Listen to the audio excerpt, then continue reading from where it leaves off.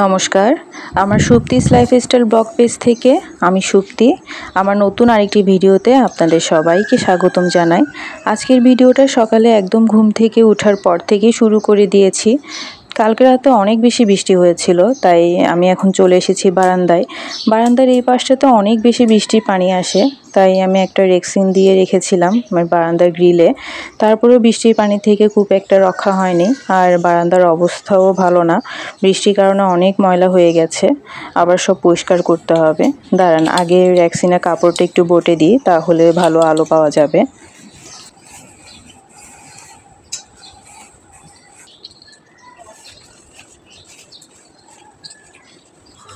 এখন বারান্দা থেকে চলে আসলাম ফ্রেশ হতে, তারপর সকালে নাস্তাটা সেরে তারপর বারান্দাটা পরিষ্কার করব।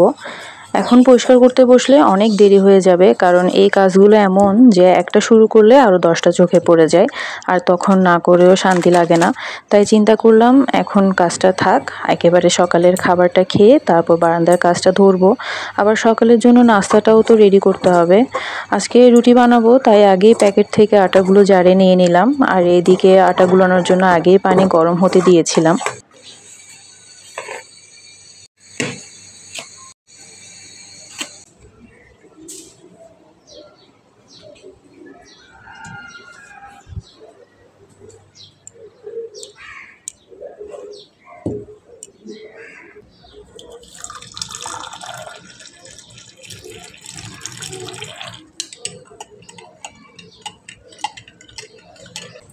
হ্যালো এভরিওয়ান, কেমন আছেন আপনারা সকলে?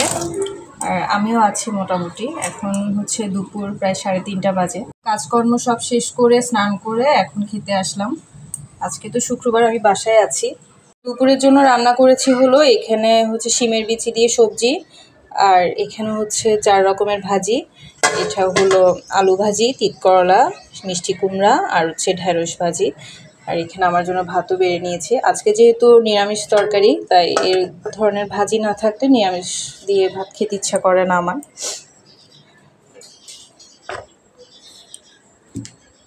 একটা জিনিস করেছি, এটা হলো এই যে আমের আচার,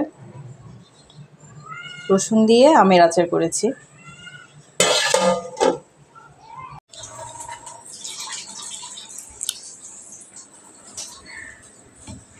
আপনাদের নিশ্চয়ই দুপুরে খাওয়া দাওয়া শেষ। আপনারা চাইলে আমাকে জানাতে পারেন আজকে আপনাদের লাঞ্চ কী দিয়ে হলো।